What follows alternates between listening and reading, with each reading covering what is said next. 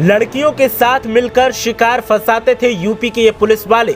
सच जानकर आपके पैरों तले जमीन खिसक जाएगी। कानपुर में रहकर बड़े बड़े लोगों को बनाते थे निशाना, आखिरकार खुल ही गई कलई। सुंदर युवतियों के जाल में फंसकर होटल पहुंच जाते थे रईसजादे। पुलिस पहुंचकर करती थी वसूली।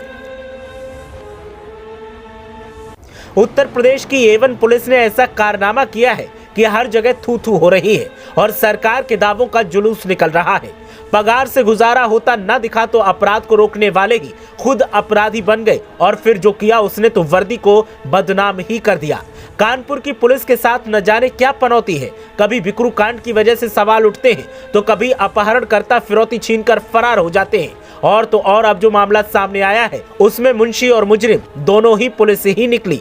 हुस्न के जलवों के साथ दो सिपाहियों ने कमाई का ऐसा धंधा चुना जिसे सुनने के बाद सरकार के कान खड़े हैं और खाकीदारी के आला अधिकारी सन्न हैं कि उनकी नाक के नीचे ये सब हो रहा था और उन्हें खबर तक नहीं हुई। दरअसल कानपुर पुलिस में तैनात दो कांस्टेबल अपहरण और वसूली का गैंग चला रहे थे। इनके गैंग में महिला समेत कई शातिर गुर्गे शामिल थे। महिलाएं अपने जाल में लोगों को फंसाकर होटल में ले जाती थी, फिर सिपाही दबिश मारकर उनको उठा ले जाते थे और फिर जेल जाने का डर दिखाकर मनमानी रकम वसूल की जाती थी। धंधा शुरू किया तो फिर दूसरी तरफ सिपाहियों ने पूरे शहर में गुर्गे फैला दिए। गुर्गे शहर में गलत कामों में शामिल लोगों की जानकारी सिपाहियों को देते।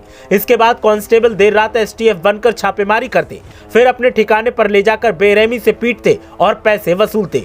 पुलिस ने एक कांस्टेबल और उसके गुर्गे को दबोच लिया, जबकि दूसरा कांस्टेबल और उसका गुर्गा फरार है। पुलिस कमिश्नर BP जोगदंड ने दोनों कांस्टेबल्स को बर्खास्त कर दिया। इटावा के रहने वाले कांस्टेबल मुकेश श्रीवास्तव की तैनाती फील खाना थाने में थी, जबकि प्रयागराज के रहने वाले हेड कांस्टेबल अमित कुमार की तैनाती कोतवाली थाने में थी। DCP साउथ प्रमोद कुमार ने बताया कि गोविंदनगर पुलिस ने दोनों कांस्टेबल्स के अपहरण और वसूली गैंग का खुलासा किया। DCP के मुताबिक गोविंदनगर JP कॉलोनी के रहने वाले रघुवीर चंद्र कपूर को उनकी परचून की दुकान से भांग बेचने का आरोप लगाकर उठा लिया गया था। उन्हें छोड़ने के लिए परिजनों से 50,000 रुपए की मांग की गई। इसकी शिकायत परिजनों ने गोविंदनगर पुलिस से कर दी। गोविंदनगर पुलिस ने दोनों कांस्टेबल और उनके दो गुरुओं के खिलाफ अपहरण और अन्य धाराओं में FIR दर्ज की। इसके बाद कांस्टेबल मुकेश और साकेत नगर के रहने वाले गुर्गे शालू को अरेस्ट कर लिया गया।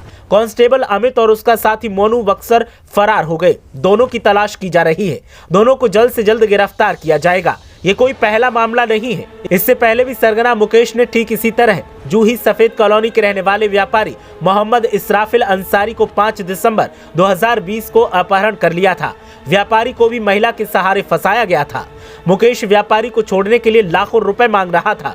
उस समय पुलिस ने कांस्टेबल मुकेश को गिरफ्तार किया था। उसे कोर्ट ने जेल भेज दिया था। हालांकि बाद में मुकेश जमानत पर छूट गया और बहाल होने के बाद फिर से नौकरी कर रहा था। अपहरण कांड में उसकी साथी बर्रा 2 नई बस्ती की रहने वाली महिला माही यादव फरार हो गई थी।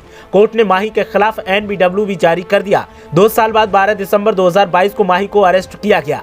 माही कांस्टेबल के गैंग की सबसे शातिर लेडीज थी। वो शहर के बड़े कारोबारियों को अपने जाल में फंसाती थी। अब इसके सभी पुराने मुकदमों की भी पुलिस ने एक बार फिर से जांच शुरू कर दी है। पुलिस का ये रूप देखकर पूरे प्रदेश में सनसनी का माहौल है। जहां सरकार अपना माथा पीट रही है तो वहीं पुलिस के आला अधिकारी भी परेशान हैं कि आखिर ऐसे लोगों का क्या किया जाए।